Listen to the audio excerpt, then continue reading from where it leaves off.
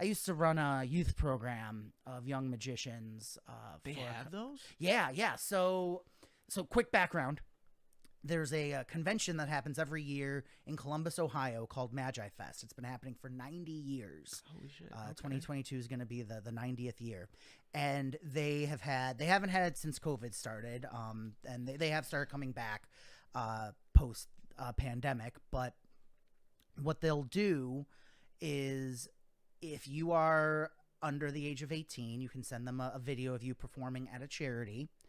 And depending on how many people donate and so forth, they raise money to pay for a kid and a parent.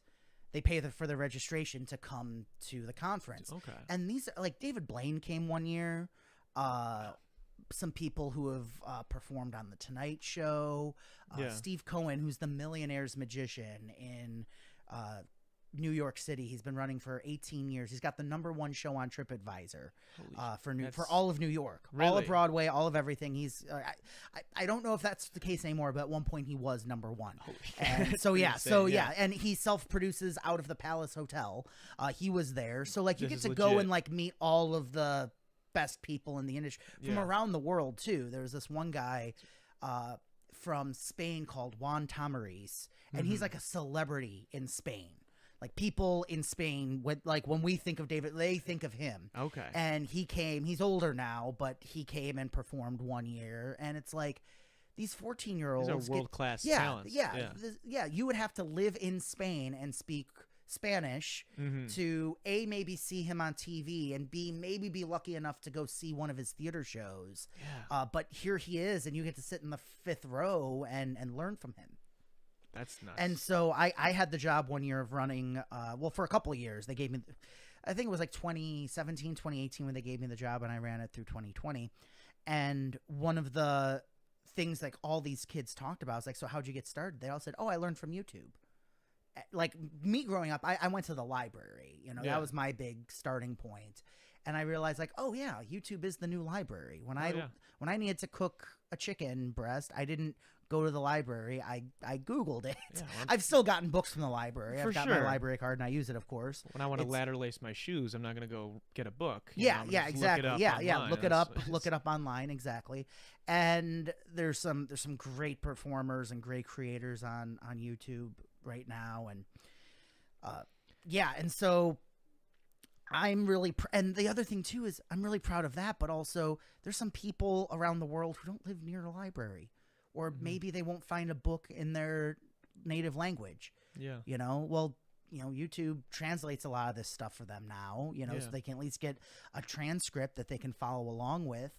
And I think that's incredible. There's a visual aspect to it too. They can see what there's you're the doing. Visual aspect. And I think, without getting too socio-political here, I think a lot of old white dudes in my industry want to hoard all the secrets, and they're like, "Oh, I had to learn. I had to go to, this club where we met every week." Yeah.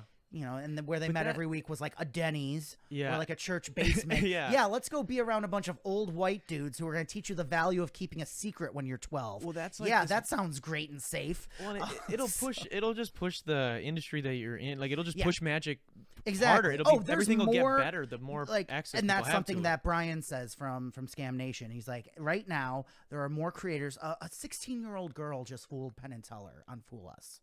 Really? Yeah, like this last week. She crushed it. Yeah. I don't even know how she did this stuff. It was incredible. She invented what she did and then fooled them with it, and it's something completely new. Wow. And it's like, and she's been making these little Instagram, TikTok videos. Yeah. And like, come on. She's like you wouldn't have that if there were still these gatekeeping, like if you gatekeep things and you put barriers on. It's the same thing with like, I mean, obviously for me, like I do music and podcasting, this equipment has gotten so much more affordable, and more kids. A kid can have his iPhone like microphone on his headphones. I and might his not phone get and be the able to make exact music. Name correct, but I'm pretty sure like when the Stratocaster became affordable, that's when we got like a surge of great music. That's when we got our Jimi Hendrixes and all these people who maybe weren't in the position where they could have afforded music lessons or even the instrument based on where they were, but because they could afford it now and teach themselves, like you just think about who you're missing out on because of barriers to entry. And the next greatest magician, mind reader, Houdini, whatever you want to call them, they're going to get their start on YouTube. They're watching those videos now. Yeah. They are between the ages of 9 and 15, and they're learning from YouTube now as we speak. I think that's so cool. So we have one of two choices: either try to make sure none of the good stuff ever gets to them and delay their inevitable rise to power, or make it as good for them as possible so they can make it even better. Yeah, well, and it's like, why wouldn't you lift the people up? Because they, if what those people are acting out of, which is probably fear, I'd imagine, if some weird envious thing. What they're worried about is they're going to be at a gig, and they're going to do something, and someone's going to go, "Oh, I know how you did that. You have a, whatever." Mm-hmm. Or you did a blah, blah, blah. And that initial, and I've had that happen. I've been busted. Like, show me a performer who's never been busted, and I'll show you a performer who's never performed. Yeah. And I think part of them, because of that insecurity of that moment, they feel, okay, the best way to do this is to keep it a secret so people don't know how good or not I am. The other thing, too, is, like, I think a lot of people coast on just people not knowing, and they might be not that great, or maybe not a great human being, or not a fun person to be around, but because they have something that people don't know. Because they're the only person in the village with a guitar, in a sense. People go, well, if we need a guitar player, we got to pay this guy. Yeah, exactly. But if we've got all these great guitar players, and some of them are jerks and some of them are nice, like, now we have options, and some of them are more talented than others. We should know. And that's how I feel. And whether I change this belief or not, it's definitely the direction we're going in. There's nothing I or anyone can do to stop it. And I've really been really focusing on making sure that, because I do have people who, like I said, who are in that camp who don't want to know. And I try to make sure that, hey, if you want to know, if you want to learn some stuff, here you go. The other thing, too, is, like, there's a lot of stuff I do and I've created where there really isn't a secret. Some of the stuff, like I was mentioning before, like fire reading or the human blockhead, where you hammer it in, and some, like, mentalism techniques. Yeah. Like, even if you know how they're done, it's still... It's difficult, and it's still and it makes me work harder, and I hopefully inspires other people to work harder too.